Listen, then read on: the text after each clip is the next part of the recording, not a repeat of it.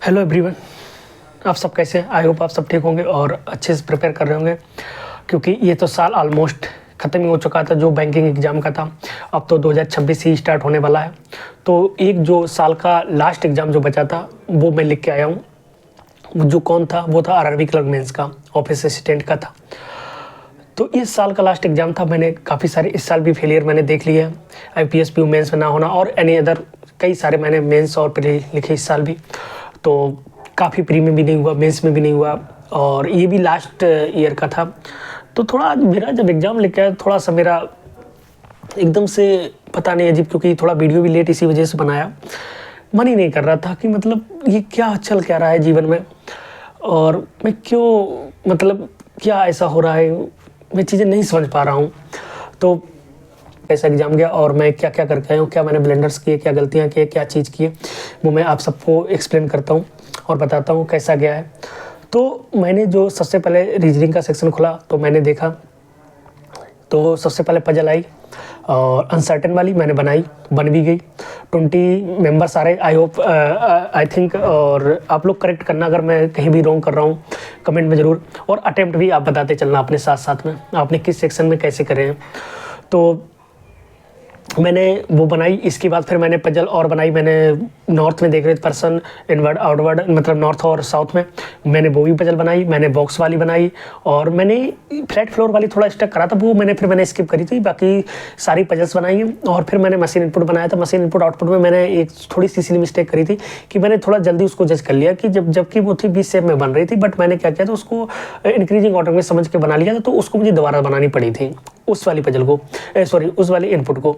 बाकी मेरा सही जा रहा था स्मूथली और मेरा ब्लड रिलेशन में थोड़ा स्टक कर गया, तो ब्लड रिलेशन के क्वेश्चन और हो जाते तो आई थिंक मेरा थोड़ा और वेस्ट हो सकता। तो मेरा ओवरऑल 29 मेरे रीजनिंग अटेम्प्ट रहे। आप लोगों के क्या अटेम्प्ट रीजनिंग रहे आप लोग जरूर बताएंगे। इसके बाद सेक्शन खुलता है आपका कंप्यूटर का। तो कंप्यूटर मुझे लास्ट ईयर जैसे ही देखने को मिली कंप्यूटर भी, क्योंकि थोड़ा इजी टू मॉडरेट ही टाइप की थी। इजी मानेंगे, कंप्यूटर को ज़्यादा कोई टफ नहीं खास था। तो उसमें भी मेरे सही अटैम्प्ट हो गए। मैंने एक्यूरेसी को ध्यान में रखते हुए मैंने क्वेश्चंस को 34 के समथिंग मैंने आई थिंक करा है, हाँ 34 के समथिंग या 35 के ऐसे मैंने कुछ क्वेश्चंस करे कंप्यूटर के। तो और बहुत ही मतलब कि एमएस ऑफिस से रिलेटेड मेरे हिसाब से 5 से 6 क्वेश्चन थे और शॉर्टकट से 5 से 6 क्वेश्चन थे। बाकी मेमोरीज थे, वोलेटाइल नॉन वोलेटाइल मेमोरीज थे, बाकी इन सब से थे। तो मैंने 34 या 35 करे, जिसमें से मुझे लग रहा है 4-5 क्वेश्चन रॉन्ग होने चाहिए, इससे ज़्यादा तो नहीं होने चाहिए। और इसके बाद फिर मैंने जीए करा। जीए तो भाई जीए के लिए मैं क्या बोलूँ, मैंने करंट अफेयर पढ़ा, सब करे। स्टैटिक की बात कर रहे थे कि आने लगी है, लेकिन मैंने ये नहीं एक्सपेक्ट करा था कि इतनी स्टैटिक आएगी। तो मैंने करंट अफेयर काफ़ी अच्छा प्रिपेयर करा था, बैंकिंग का काफ़ी अच्छा प्रिपेयर करा था, पर स्टैटिक को उतना अच्छा प्रिपेयर मैंने नहीं करा था, मैं सच बोलूँ। इनफैक्ट मैं एग्जाम में जाके इंडियन बैंक का जो हेडक्वार्टर पूछा तो उसमें भी मैं कंफ्यूज हो गया, ये समझिए।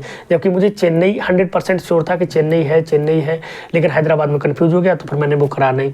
तो इस टाइप के क्वेश्चन मैंने छोड़े भी हैं और करे भी हैं कुछ क्वेश्चंस। तो मैंने जीए के ज़्यादा हम अच्छा तो नहीं बोलेंगे, मेरा जीए के शायद 18 to 19 के समथिंग अटैम्प्ट है और देखते हैं। आई होप, मुझे लग रहा है कि 12-13 तो सही होने चाहिए, क्योंकि ज़्यादा मैंने अटैम्प्ट करे ही नहीं। इसके बाद फिर हम आते हैं, फिर मैंने इंग्लिश को चूज़ ना करके मैंने हिंदी को चूज़ करा है, बिकॉज ऑफ कि मैं सोचा कि थोड़ा देख लेते इस बार भी कि अजमा लेते, क्योंकि उतना अच्छा तो इंग्लिश नहीं जा रहा था। तो फिर मैंने सोचा कि हिंदी को ही अजमा लेते इस बार। तो मैंने हिंदी का सेक्शन अटेम्प्ट करा था। हिंदी में मैंने क्वेश्चंस जो अटेम्प्ट करे हैं वो मैंने आई थिंक करे हैं 31 मैंने हिंदी में अटेम्प्ट करे। मैंने एक्यूरेसी रखने के लिए ये सारी चीज़ें ये मैंने करी हैं, ठीक है। तो हिंदी में 31 और इसके बाद फिर आपका लास्ट सेक्शन खुलता है क्वांट का। तो क्वांट में जो डीआई थी, 4 डीआई थी, 3-3 नंबर की 2 कैसलेट थी और वो भी अर्थमेटिक बेस्ड थी। और इसके साथ साथ आपका 2 टेबलर बेस्ड थी और एक तो उसमें क्या नाम वेरिएबल बेस्ड थी, जिसमें पी की वैल्यू निकला रही थी। पी की वैल्यू 288 निकली थी। क्या आपकी भी निकली? कमेंट करके जरूर बताना। पी की वैल्यू 288 निकली थी और वो क्वेश्चन हो गए थे। मैंने कुछ अर्थमेटिक के भी क्वेश्चन बनाए, रॉन्ग नंबर सीरीज भी 3 क्वेश्चन थे और शायद 5 क्वेश्चन उसके थे अप्रोक्सीमेशन के, वो मैंने करे थे। लेकिन रॉन्ग नंबर सीरीज के सारे क्वेश्चन नहीं हो पाए थे, शायद 2 ही या 1 या 2 क्वेश्चन हो पाए थे। तो मेरा ओवरऑल मेरा ये रहा था। तो क्वांट में मेरे ओवरऑल अटैम्प्ट हुए थे शायद 22 या 23 मेरे अटैम्प्ट क्वांट में हुए।